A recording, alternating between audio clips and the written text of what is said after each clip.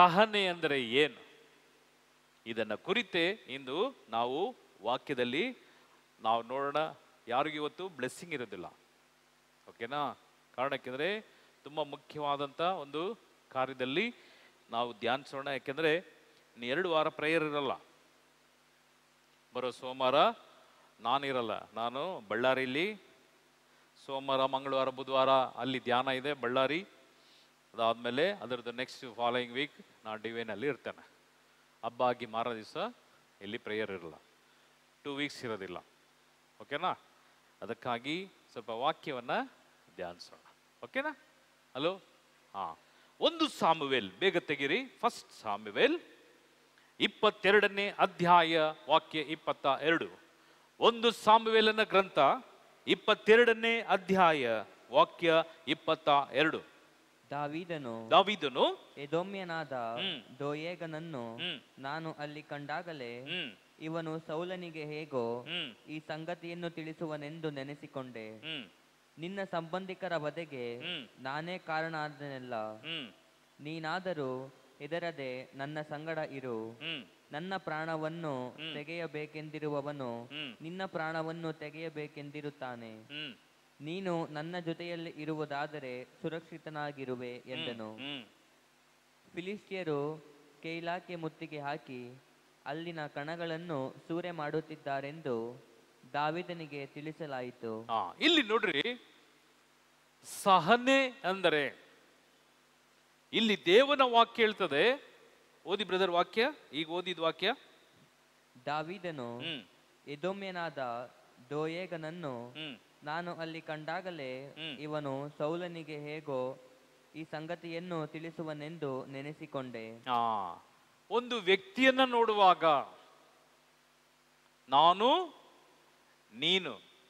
ನೀನು ಸುರಕ್ಷಿತವಾಗಿರ್ಬೇಕಾದ್ರೆ, ನಾನು ಸುರಕ್ಷಿತವಾಗಿರ್ಬೇಕಾದ್ರೆ ನಮ್ಮ ಇಬ್ಬರ ಆಲೋಚನೆ ಏನಾಗಿರ್ಬೇಕು? ಹಲೋ, ಒಂದೇ ಆಗಿರ್ಬೇಕು. ಲಿಸನ್, ತುಂಬಾ ಮುಖ್ಯವಾದಂಥ ಕಾರ್ಯಕ್ಕೆ ನಿಮ್ಮನ್ನ ದೇವರು ನಡೆಸ್ತಾ ಇದ್ದಾರೆ. ಇಲ್ಲಿ ಒಂದು ವ್ಯಕ್ತಿಗೆ, ಇಲ್ಲ ಗಂಡನಿಗೆ ಇಲ್ಲ ಹೆಂಡತಿಗೆ, ಒಂದು ವ್ಯಕ್ತಿಯಲ್ಲಿ ಏರ್ಪೇರಾದರೆ ಸಾಕು, ಕುಟುಂಬ ಗತಿ ಕೆಟ್ಟೋಗುತ್ತೆ, ಕುಟುಂಬ ನೀಚತನಕ್ಕೆ ಹೊರಟೋಗ್ತದೆ.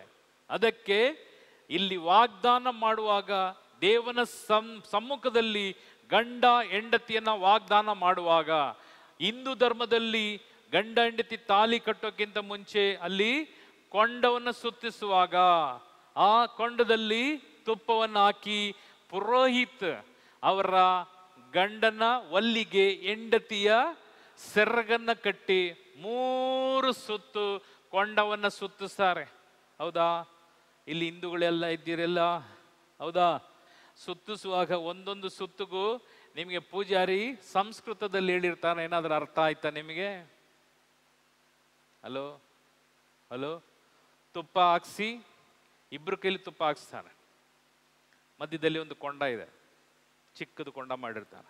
ಬೆಂಕಿ ಅರಳಿ ಕಟ್ಟೆದು ಸೌದೆ ಎಲ್ಲ ತೆಗೆದು ಅಲ್ಲಿ ಹಾಕಿರ್ತಾರೆ. ಅದಾದ್ಮೇಲೆ ಗಂಡ ಹಿಂಗೆ ಹೋಗುವಾಗ ಹೆಂಡತಿ ಹಿಂಗೆ ಈ ಗಂಡನ ಒಲ್ಲಿಯಲ್ಲಿ ಅವಳು ಸೆರಗು ಕಟ್ಟಿ ಸುತ್ತದ, ಹೌದಲ್ಲ? ಸುತ್ತುವಾಗ ಕೈಯಲ್ಲೇನು ತುಪ್ಪ.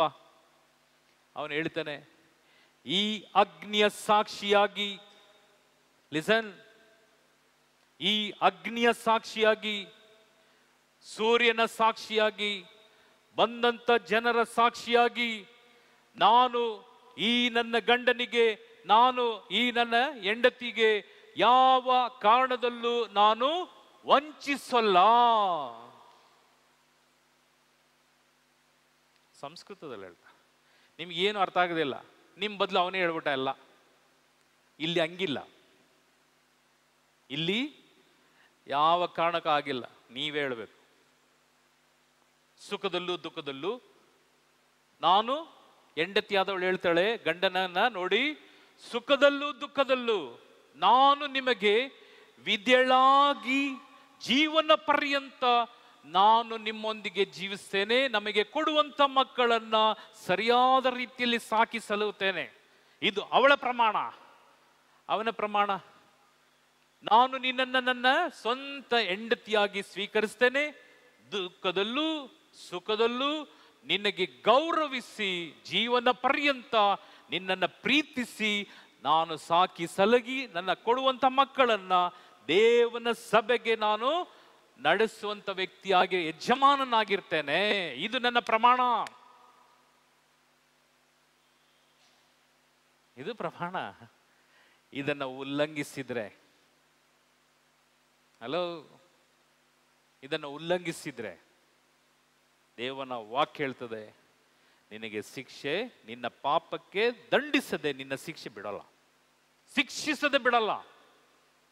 Price the Lord. Hallelujah, hallelujah. ಅದಕ್ಕೆ ಇಲ್ಲಿ ದಾವೀದನು ಹೇಳ್ತಾನೆ, ನೋಡಯ್ಯ, ನೀನು ಪ್ರಾಮಾಣಿಕ, ನಾನು ಪ್ರಾಮಾಣಿಕವಾಗಿರ್ತೇನೆ. ನಿನ್ನಿಂದ ನನಗೆ ಸಹಾಯ ಆಗ್ಬೇಕು. ನನ್ನನ್ನು ಕೊಲ್ಲಿಕ್ಕೋ, ನನ್ನನ್ನು ನಾಶ ಮಾಡ್ಲಿಕ್ಕೋ ಬರುವಂತ ವ್ಯಕ್ತಿಗಳನ್ನ ನೀನು, ನಿನಗೆ ಕೊಲ್ಲಿಕ್ಕೆ ಬಂದವರನ್ನ ನಾನು ಯಾವ ಕಾರಣಕ್ಕೂ ಬಿಡಲ್ಲ.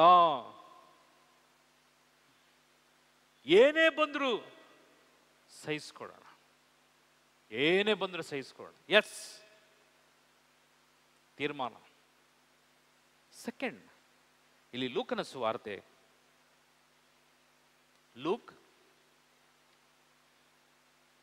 ಲೂಕನ ಸುವಾರ್ತೆ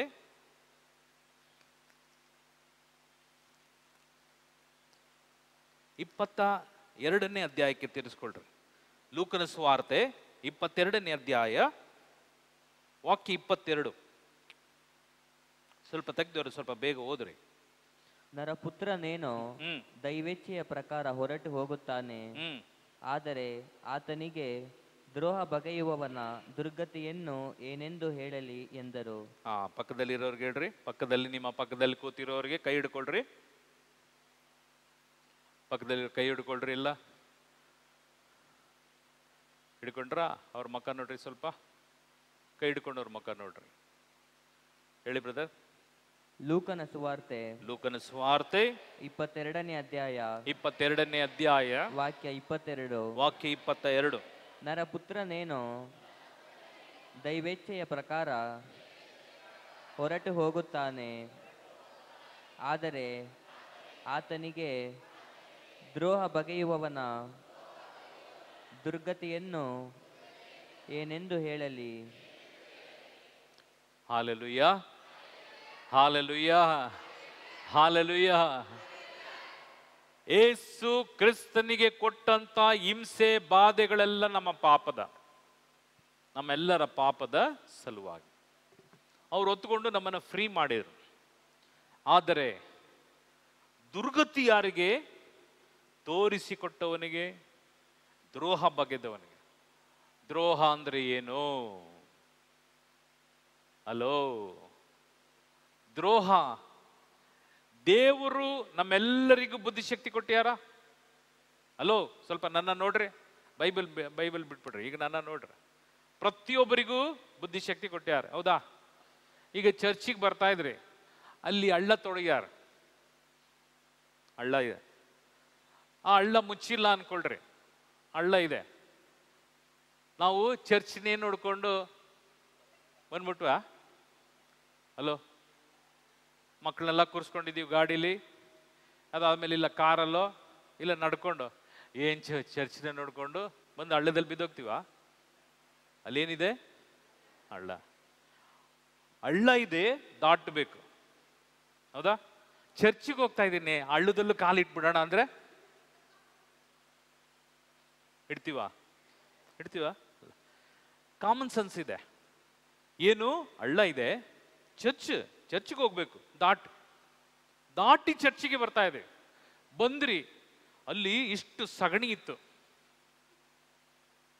ಯಾವ್ದೋ ಹಸು ಸಗಣಿ ಮುಂದೆ ಹಾಕಿದೆ, ಗೇಟ್ ಚಿಕ್ಕದು, ಈ ತರ ಗೇಟ್ ಇಲ್ಲ, ಚಿಕ್ಕ ಗೇಟ್ ಅನ್ಕೊಳ್ರಿ. ಗೇಟ್ ಹತ್ರನೇ ಇಷ್ಟು ಸಗಣಿ ಹಾಕಿದೆ. ಎಲ್ಲೋ ನೋಡ್ಕೊಂಡು ತುಳಿದು ಬಿಡ್ತೀವ? ಸಗಣಿನೂ ದಾಟಿ ಚರ್ಚಿಗೆ ಬರ್ತೀವಿ, ಹೌದಾ? ಯಾಕೆ? ಸಗಣಿ ಹಾಕಿದ, ಗಲೀಜ್, ಕಾಲೆಲ್ಲ ಗಲೀಜ್ ಹಾಕ್ತದೆ. ಪಾಪವು ಸೇಮ್ ಪ್ರಿನ್ಸಿಪಲ್. ನಿನ್ನ ಆತ್ಮ, ನಿನ್ನ ಈ ಶರೀರವನ್ನೇ ನೀನು ಹಳ್ಳ ಇದೆ ದಾಟಬೇಕು. ಬಿದ್ದೋದ್ರೆ ಗಾಯ ಆಗ್ತದೆ.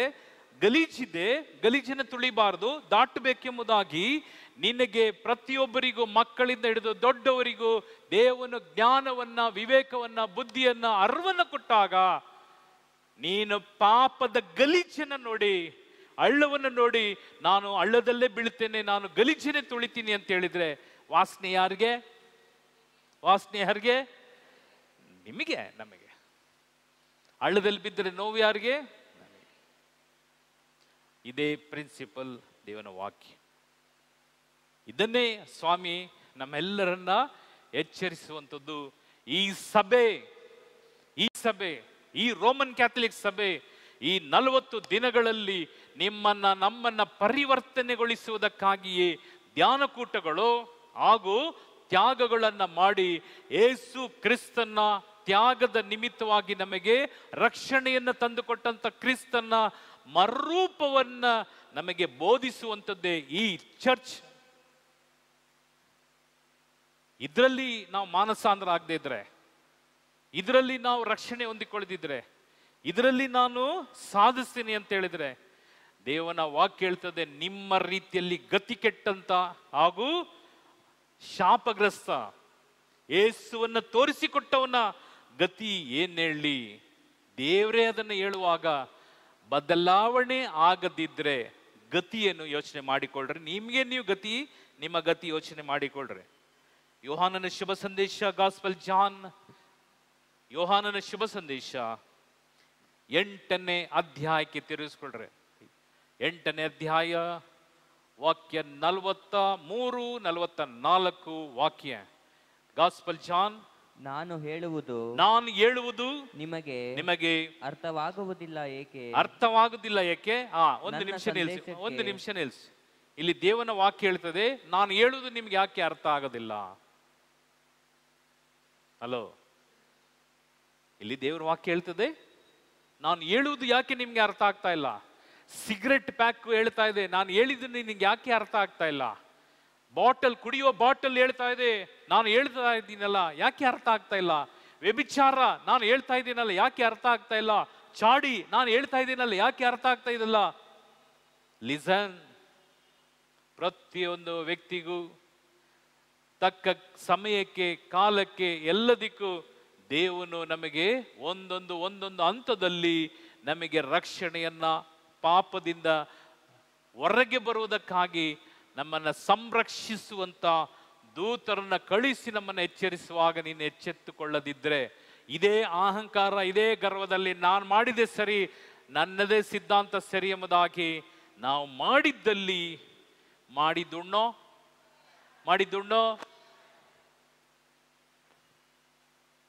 ಮಾರಾಯ. ನೀವು ಕಷ್ಟಪಡುವಾಗ, ಕಣ್ಣೀರು ಸುರಿಸುವಾಗ ಯಾರು ಬರೋದಿಲ್ಲ.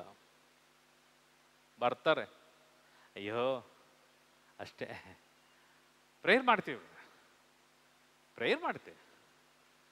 ಆದರೆ ಒಣಗಿ ಹೋಗುವ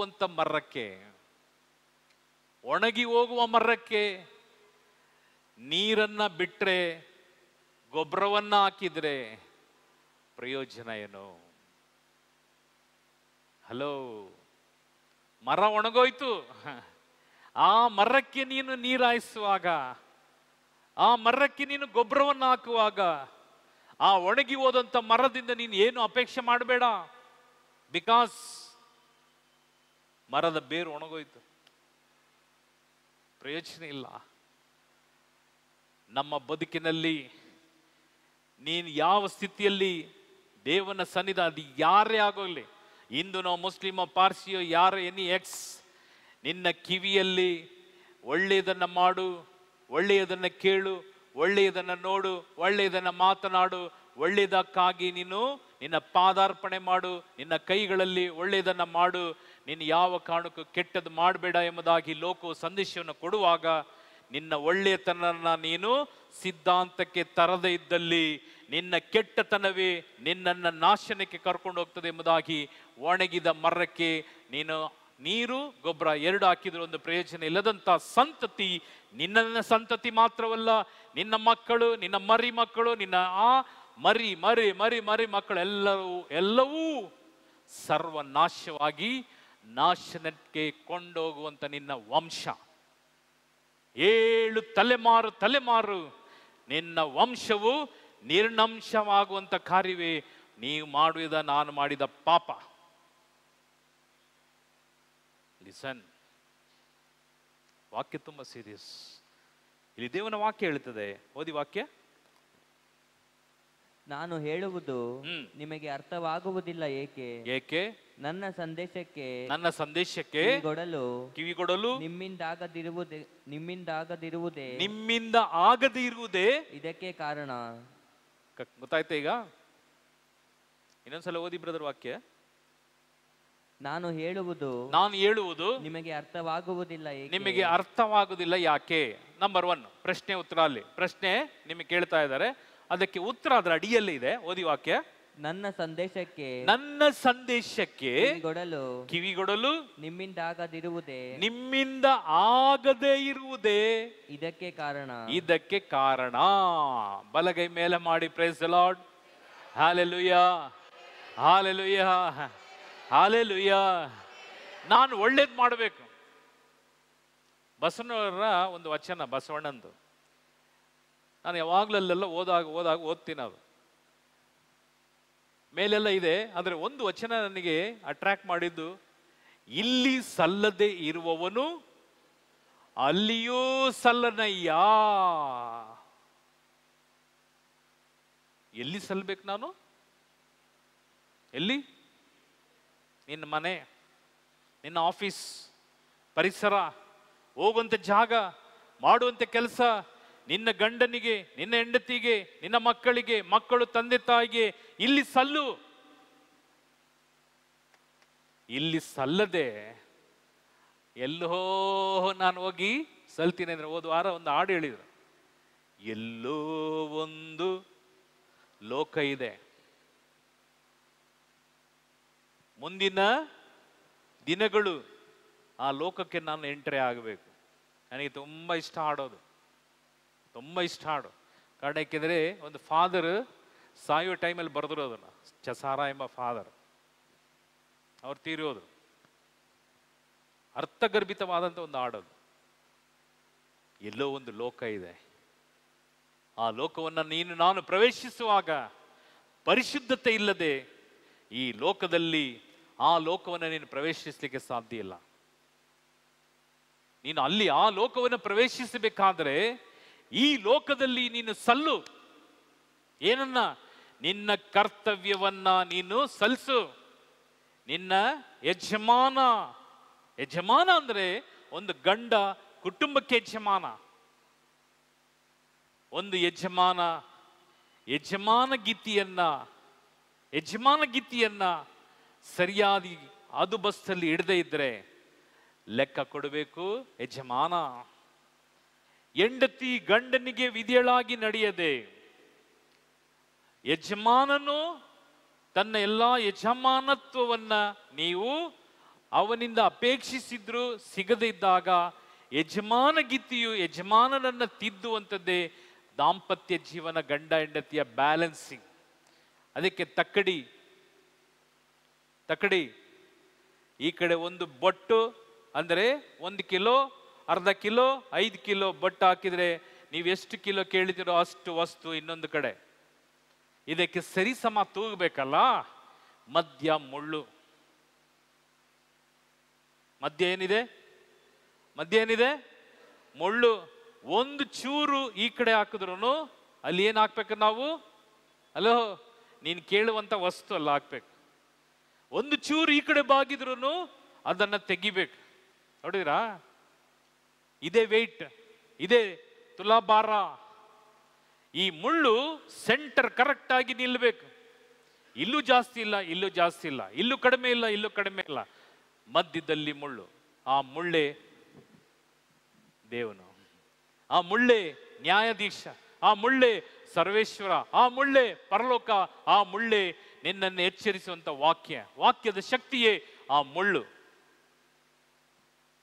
ಪ್ರಿಯ ಸಹೋದರ, ಪ್ರಿಯ ಸಹೋದರಿಯೇ, ಏನೇ ಬಂದರೂ ಒಂದು ಮನುಷ್ಯ ಸಹಿಸಿಕೊಳ್ಳುವಂತ ಈ ಸಹನಾ ಶಕ್ತಿ ನಿನ್ನಲ್ಲಿ ಇದ್ದಾಗ ಮಾತ್ರ ಈ ವಾಕ್ಯ ನಿನ್ನಲ್ಲಿ ಅನುಷ್ಠಾನಕ್ಕೆ ಬರ್ತಕ್ಕಂಥದ್ದು. ಅದಕ್ಕೆ ಅಲ್ಲಿ ವಾಕ್ಯ ಹೇಳ್ತದೆ, ವಾಕ್ಯ ಓದಿ. ನಾನು ಹೇಳುವುದು ನಿಮಗೆ ಅರ್ಥವಾಗುವುದಿಲ್ಲ ಏಕೆ? ಏಕೆ? ನನ್ನ ಸಂದೇಶಕ್ಕೆ ಕಿವಿಗೊಡಲು ನಿಮ್ಮಿಂದಾಗದಿರುವುದೇ ಇದಕ್ಕೆ ಕಾರಣ. ಇದಕ್ಕೆ ಕಾರಣ. ಆಮೇಲೆ ಸೈತಾನನೇ ನಿಮಗೆ ತಂದೆ. ಯಾರು ಹೇಳ್ತಾರೆ ಇದು? ಸಾಕ್ಷಾತ್ ದೇವನು. ಸೈತಾನನೇ ನಿಮಗೆ ತಂದೆ. ಆಮೇಲೆ ನಿಮ್ಮ ತಂದೆ ಮಾಡ ಬಯಸುವುದನ್ನೇ ನೀವು ಮಾಡ ಬಯಸ್ತೀರಿ. ಇದಕ್ಕೆ ಕಾರಣ ಉದಾಹರಣೆ ಸರಿಯಾಗಿ ಗಮನಿಸಿ. ಈಗ ಬೈಬಲ್ ನೋಡ್ಬಿಡ್ರಿ, ನನ್ನ ನೋಡ್ರಿ. ಈಗ ಬೈಬಲ್ ಏನ್ ಹೇಳ್ತದೆ, ಯೇಸು ಸ್ವಾಮಿ ಏನ್ ಹೇಳ್ತಾರೆ? ಸೈತಾನನೇ ನಿಮಗೆ ತಂದೆ. ಹಾಗಾದ್ರೆ ಸೈತಾನ್ ಏನ್ ಮಾಡ್ತದೆ? ಸೈತಾನ್ ಯಾರು? ಹಲೋ, ಸೈತಾನ್ ಯಾರು? ಸೈತಾನನಿಗೆ 7 ಹೆಸರಿದೆ. ಅದು ಈಗ ಪ್ರಸ್ತಾಪ ಮಾಡೋದಿಲ್ಲ. ಈ ಸಬ್ಜೆಕ್ಟ್ನ ನಿಮಗೆ ಮುಂದುವರಿಸ್ತೇನೆ. ತುಂಬ ದೊಡ್ಡ ಸಬ್ಜೆಕ್ಟ್ ಇದು. ಸಹನಾ ಶಕ್ತಿ ತುಂಬ ದೊಡ್ಡ. ಯಾರೆಲ್ಲ ಬಂದಿದ್ದೀರಿ ತಪ್ಪಿಸ್ಕೊಳ್ಬೇಡ್ರಿ, ಇದು ಕಂಟಿನ್ಯೂ ಮಾಡ್ರಿ. ಅಟ್ಲೀಸ್ಟ್ ನೀವು ಪರಲೋಕದ ಬಾಗ್ಲಾದ್ರೂ ನೋಡ್ಬೋದು. ಪರಲೋಕದ ಬಾಗ್ಲಾದ್ರೂ ನೋಡ್ಬೋದು. ದೇವನ ವಾಕ್ಯ ಇದು ಸಬ್ಜೆಕ್ಟ್, ಒಳ್ಳೆ ಸಬ್ಜೆಕ್ಟ್. ನಿಮಗೆ ದೇವರು ಆಯ್ಕೆ ಮಾಡಿಕೊಟ್ಟಿದ್ದಾರೆ. ನಾನು ಇದಕ್ಕಾಗಿ ಪ್ರಿಪೇರ್ ಮಾಡ್ತಾ ಇದ್ದೇನೆ. ಪ್ರಿಪೇರ್ ಮಾಡ್ತಾ ಇದ್ದೇನೆ. ಒಳ್ಳೆಯ ಸಂಸ್ಕೃತಿ ಭರಿತ ಒಂದು ವ್ಯಕ್ತಿ ಆಗ್ರಿ. ಇಲ್ಲ ದೂರ ಎಲ್ಲ ಬಂದಿದ್ದೀರಿ, ಯೂಟ್ಯೂಬಲ್ಲಿ ನಿಮಗೆ ಬರ್ತದೆ. ಪಾರ್ಟ್ 1, ಪಾರ್ಟ್ 2, ಪಾರ್ಟ್ 3 ಎಷ್ಟೆಲ್ಲ ಬರ್ತದೆ ಗೊತ್ತಿಲ್ಲ ನನಗೆ. 28 ನಿಮಿಷಕ್ಕೆ ಒಂದು ಎಪಿಸೋಡ್ ಬರ್ತದೆ, ನೋಡ್ರಿ. ಎಡ್ಡಿಂಗ್ ಸಹನ ಶಕ್ತಿ, ಸಹನೆ. ಸ್ವಲ್ಪ ದೇವ್ರ ವಾಕ್ಯವನ್ನು ನೋಡ್ರಿ. ಇದು ಉಚಿತನಕ್ಕೋ ನಮ್ಮ ಲಾಭಕ್ಕೋ ನನ್ನ ಹೆಸರಿಗೋ ಇಲ್ಲ. ನೀವು ಇದನ್ನು ಕೇಳುವಾಗ ಇದರ ಹಿಂದೆ ನಮ್ಮ ತ್ಯಾಗ ಇದೆ. ಇದರ ಹಿಂದೆ ಒಂದು ಮಹಾಶಕ್ತಿ ಇದೆ. ಯೂಟ್ಯೂಬಲ್ಲಿ ಏನೆಲ್ಲ ನೋಡಿದ್ದೀರಿ. ಈಗ ಯೂಟ್ಯೂಬಲ್ಲಿ ನೀವೆಲ್ಲ ಇದ್ದೀರಿ. ಯೂಟ್ಯೂಬಲ್ಲಿ ನೋಡಿದಂತೆ ಎಲ್ಲವೂ ಅನುಷ್ಠಾನಕ್ಕೆ ತಂದಿದ್ದೀರಾ? ಒಳ್ಳೇದಾಗಿದೆಯಾ? ಯೂಟ್ಯೂಬಲ್ಲಿ ನೋಡಿದ್ದೇನಾದರೂ? ಹಲೋ, ಫಾರ್ವರ್ಡ್ ಮಾಡಿದ್ರಲ್ಲ, ಅಲ್ಲಿಂದ ನಿಮಗೆ return prize, first prize, second prize, cash prize ಏನಾದ್ರು ಬಂತಾ? ಪ್ರಯೋಜನ ಇಲ್ಲದಂತ ಕಾರ್ಯವನ್ನ ಯೂಟ್ಯೂಬಲ್ಲಿ ನೋಡ್ತೀರಿ. ಅದು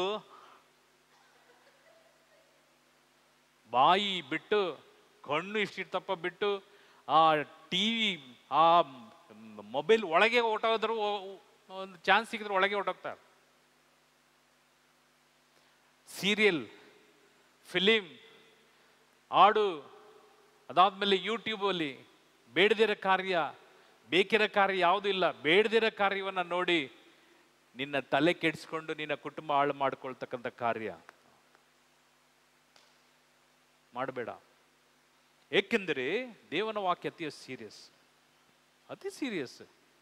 ಇದಕ್ಕಾಗಿ ತವಕಪಡು, ಇದಕ್ಕಾಗಿ ನಿನ್ನ ಕುಟುಂಬವನ್ನು ಸಮರ್ಪಿಸು, ಇದಕ್ಕಾಗಿ ದೇವನಲ್ಲಿ ಮೊರೆ ಇಟ್ಟು ಕಣ್ಣೀರಿಟ್ಟು ಪ್ರಾರ್ಥಿಸು. ಅದಕ್ಕೆ ಸೈತಾನನೇ ನಿಮ್ಮ ತಂದೆ ಎಂದು ಹೇಳುವಾಗ ಯಾವುದು ಮಾಡಬೇಡ, ಯಾವುದು ಸತ್ಯ, ಆ ಸತ್ಯವನ್ನು ಬಿಟ್ಟು ಯಾವುದು ಮಾಡಬೇಡ ಎಂಬುದಾಗಿ ಹೇಳ್ತಾರೋ ಅದನ್ನೇ ಮಾಡುವಂಥದ್ದೇ ಸೈತಾನ ಕಾರ್ಯ. ಉದಾಹರಣೆ, ಬೀಡಿನೋ, ಸಿಗರೇಟೋ, ಹನ್ಸೋ, ಪಾನ್ ಪರಾಗೋ, ಎಂಡ ಕುಡಿಯೋದೋ, ವ್ಯಭಿಚಾರನೋ, ಚಾಡಿ ಹೇಳೋದೋ, ಸುಳ್ಳು ಹೇಳೋದೋ, ಅದಾದ್ಮೇಲೆ ಇಲ್ಲದನ್ನ ಇದೆ ಅಂತೇಳಿ ಸಾಬೀತು ಮಾಡಿ ಹೇಳುವಂಥದ್ದು, ಸೇರಿಸಿ ಹೇಳುವಂಥದ್ದು. ಅದಾದ್ಮೇಲೆ ಒಬ್ರು ನನ್ನ ಹತ್ರ ಸ್ವಲ್ಪ ಚೆನ್ನಾಗಿದ್ದಾರೆ ಅಂದಿದ ತಕ್ಷಣ ಇವ್ರನ್ನ ಕಂಡಮ್ ಮಾಡಿ ಇವ್ರದ್ದು ಕೆಟ್ಟದ್ದು ಒಳ್ಳೇದು ಯಾವಾಗಲೂ ಹೇಳಿದ್ದು ಏನೋ ಮಾತು ಎಲ್ಲ ಸೇರಿ ಅವ್ರನ್ನ ಕಲ್ಸಿ ಪಲ್ಸಿ ಎಲ್ಲ ಚಾಡಿ ಹೇಳಿ ಆ ಕುಟುಂಬಗಳಲ್ಲಿ ಭಿನ್ನಾಭಿಪ್ರಾಯಗಳನ್ನ ತಂದಿಡುವಂಥ ಅನೇಕ ಕೆಟ್ಟ ಕಾರ್ಯಗಳು. ಇದೆಲ್ಲವೂ ದೇವನ ವಾಕ್ಯ ಹೇಳ್ತದೆ, ಇದು ಸೈತಾನನ ಕೆಲಸ. ಸೈತಾನ ಕೆಲಸ. ಒಂದು ಒಳ್ಳೆ ವ್ಯಕ್ತಿಯ ಕೆಲಸ ಏನು? ಒಂದು ಒಳ್ಳೆ ವ್ಯಕ್ತಿ ಕೆಲಸ ಏನು? ಹುಟ್ಟಿದ್ದೇವೆ, ಕರೆಕ್ಟಾ? ಹಲೋ, ನಾವು ಹುಟ್ಟಿದ್ದೇವೆ.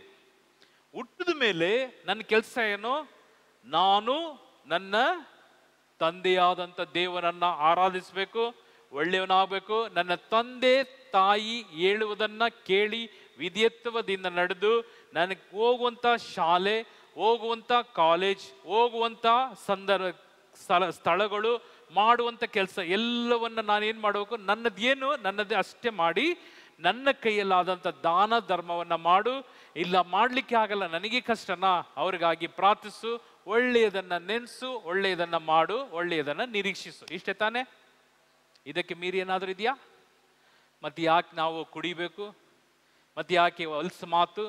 ಮತ್ತೆ ಯಾಕೆ ಹೊಲ್ಸು ನಾನಾ ರೀತಿಯ ಈ ನಾಲಿಗೆಯಲ್ಲಿ ದೇವನನ್ನು ಸ್ತುತಿ ಮಾಡುವಂಥ, ದೇವನನ್ನು ಆರಾಧಿಸುವಂಥ, ಒಳ್ಳೆಯ ಮಾತನ್ನು ಹೇಳುವಂಥ ಈ ನಾಲಿಗೆಯಲ್ಲಿ ನೀಚ ಮಾತುಗಳು, ಕೆಟ್ಟ ಮಾತುಗಳು, ಈ ಕಿವಿ ದೇವನ ನಾಮಸ್ಮರಣೆ ಮಾಡುವಂಥ ಕೇಳುವಂಥ ಒಳ್ಳೆಯ ಕಿವಿಯಲ್ಲಿ ಯಾಕೆ ಈ ಸೈತಾನನ ಕಾರ್ಯಗಳನ್ನು ಕೇಳಬೇಕು? ಇದನ್ನ ಕುರಿತೇ ಯೇಸು ಕ್ರಿಸ್ತನು ನಮ್ಮನ್ನು ಎಚ್ಚರಿಸುವಂಥದ್ದು. ಈ ಸೈತಾನನ ಕಾರ್ಯವನ್ನು ಬಿಡ್ರಿ, ಸೈತಾನನ ಕಾರ್ಯವನ್ನು ಬಿಡ್ರಿ. ಪ್ರಿಯ ಸಹೋದರ, ಪ್ರಿಯ ಸಹೋದರಿ, ಇದನ್ನು ಹೇಳಬಾರ್ದು, ಆದರೂ ನಿಮ್ಗೆ ಹೇಳ್ತಾ ಇದ್ದೇನೆ, ಕೇಳ್ರಿ. ಹೇಳ್ಬಾರ್ದು. ರೆಕಾರ್ಡ್ ಆಗ್ತಾ ಇದೆ, ಬ್ರಾಡ್ಕಾಸ್ಟ್ ಆಗ್ತದೆ, ಎಲ್ಲೆಲ್ಲಿ ಹೋಗ್ತದೋ ಗೊತ್ತಿಲ್ಲ. ಗಂಡ ಹೆಂಡತಿ, ಗಂಡ ಪಾಪದವನು, ಸಾಲ ಸಾಲ ಸಾಲ, ಭಯಂಕರ ಸಾಲ. ಸಾಲ ಅನ್ನುವಂಥದ್ದೇ ಒಂದು ದುರಾತ್ಮ, ಅದು ಗೊತ್ತಾ ನಿಮ್ಗೆ? ಸಾಲ ದೇವ್ರ ಕಡೆ ಬಂದ ಮೇಲೆ, ಒಂದು ಸಲ ನಾನು ಸಾಲಗಾರ ಆಗಿದ್ದೆ. ನನ್ನ ಮದುವೆ ತಾಲಿ ಕಟ್ಟಕ್ಕಿಂತ ಮುಂಚೆ ನಂದು ಎಂಗೇಜ್ಮೆಂಟ್ ಎಲ್ಲ ಆಗುವಾಗ ನನ್ನ ಹೆಂಡತಿಗೆ ಹೇಳಿದ್ದೆ, 2,75,000 ಎಷ್ಟನೇ ಇಸ್ವಿಯಲ್ಲಿ? 93ನೇ ಇಸ್ವಿಯಲ್ಲಿ ನನ್ನ ಮದುವೆ. ಆ ಟೈಮ್ ಇಲ್ಲಿ 85, 86ನೇ ಇಸ್ವಿಯಲ್ಲಿ ನನಗೆ ಸಾಲ ಸ್ಟಾರ್ಟ್ ಆಯಿತು. ನನಗಾಗಿ ಮಾಡಲಿಲ್ಲ, ನನ್ನ ತಂದೆ ತಾಯಿಗೋ ನನ್ನ ಕುಟುಂಬಕ್ಕೆ ಮಾಡಲಿಲ್ಲ, ಫ್ರೆಂಡ್ಸಿಗೆ ಶ್ಯೂರಿಟಿ ಹಾಕಿ. ನನ್ನ ತಂದೆ ಬೇಡ ಅಂತ ಹೇಳಿದ್ರು, ನನ್ನ ತಂದೆ ಮಾತನ್ನು ತಿರಸ್ಕರಿಸಿ ಶ್ಯೂರಿಟಿ ಹಾಕಿ ನನಗೆ ಮೋಸ ಮಾಡಿದಂಥ ಅನೇಕ ಜನ. ಇವತ್ತಿಗೂ ಒಬ್ಬ ಕ್ರೈಸ್ತನಿಗೆ ನಾನು ಶ್ಯೂರಿಟಿ ಹಾಕಿದ್ದೆ, ಇವತ್ತು ಅವನು ಕೊಡಬೇಕು ಲಕ್ಷಾಂತರ ರೂಪಾಯಿ. ಆದರೆ ಕೊಡಲ್ಲ, ನಮ್ಮ ಹತ್ರ ಇಲ್ಲ. ಕ್ರಿಶ್ಚಿಯನ್, ಅದು ರೋಮನ್ ಕ್ಯಾಥಲಿಕ್, ಅಪ್ಪಟ್ಟ ರೋಮನ್ ಕ್ಯಾಥಲಿಕ್. ಅವನು ಶ್ಯೂರಿಟಿ ಹಾಕಿದ್ದೆ ನಾನು. ಅಯ್ಯೋ ದಯವಿಟ್ಟು, ನಾನು ಹೇಳಿದೆ, ದಯವಿಟ್ಟು ನಾನು ಹಾಕಲ್ಲ. ನಮ್ಮ ಜಾತಿಯವನಲ್ವಾ, ನಮ್ಮ ಜಾತಿಯವನು, ನಮ್ಮ ಚರ್ಚವನು, ಏನೋ ನಾವೆಲ್ಲ ಚಿಕ್ಕದಿಂದ ನೋಡಿಲ್ಲ. ನಾನು ಹೇಳಿದೆ, ನಿಮ್ದೆಲ್ಲ ನನಗೆ ಗೊತ್ತಲ್ಲ, ನಿಮ್ಗೆಲ್ಲ ನಿಮ್ದು ಗೊತ್ತು, ನಿಮ್ದು ಬಂಡವಾಳ ಎಲ್ಲ ಗೊತ್ತು, ಹಾಕಲ್ಲ, ದಯವಿಟ್ಟು ಹಾಕು. ಕರ್ಕೊಂಡು ಬಂದ ಒಬ್ಬ, ಸಾರ್ ಪ್ಲೀಸ್ ಸಾರ್ ಹಾಕ್ಬಿಡಿ ಸಾರ್. ಹಾಕಿದೆ. 7 ವರ್ಷ ಆಯ್ತು, 6 to 7 years, 1,08,000 ರೂಪಾಯಿ ಕೊಡಬೇಕು. ಇದೆ, ವಿತ್ ರೆಕಾರ್ಡ್ ಇದೆ. ಬ್ಯಾಂಕ್ ಇದೇ, ಕೆನರಾ ಬ್ಯಾಂಕ್,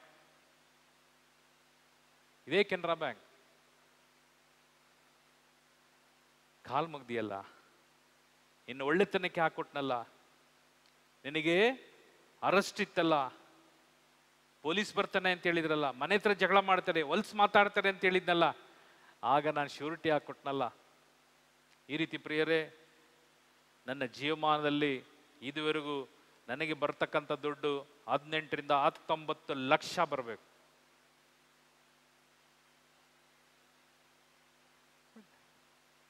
ನಾನು ಸತ್ತೋಗಿಲ್ಲ, ನಾನು ಕೆಟ್ಟದಾಗಲಿಲ್ಲ. ನನ್ನ ಮಕ್ಕಳಿಗೆ, ನನ್ನ ಕುಟುಂಬಕ್ಕೆ ಏನು ಮಾಡಬೇಕು ದೇವರು, ಅದಕ್ಕಿಂತಲೂ ಮೇಲಾಗಿ ನಮ್ಮನ್ನು ನಡೆಸ್ಯಾರ. ಆದರೆ ಮೋಸ ಮಾಡಿದಾರಲ್ಲ, ಒಂದು ಕಾಲಕ್ಕೆ ಅವರು ದುಡ್ದಂಥ ಒಂದು ಫಲವು ಫಲಕಾರಿಯಾಗದೆ ಅಮುಕುವುದೇ ಸೈತಾನ. ಸಾಲ ಅಂತೇಳಿ ಒಂದು ಪಿನ್ನನ್ನು ನೀವು ತಗೊಂಡ್ರು, ಆ ಪಿನ್ನನ್ನು ನೀವು ಕೊಟ್ಟಿರ್ಬೇಕು. ಸಾಲ ಅಂತೇಳಿ ಒಂದು 10 ಪೈಸೆ ಸಾಕು ತಗೊಂಡ್ರು, 10 ಪೈಸೆ ರಿಟರ್ನ್ ಮಾಡಿರ್ಬೇಕು. ಮೋಸ ಮಾಡಬಾರದು.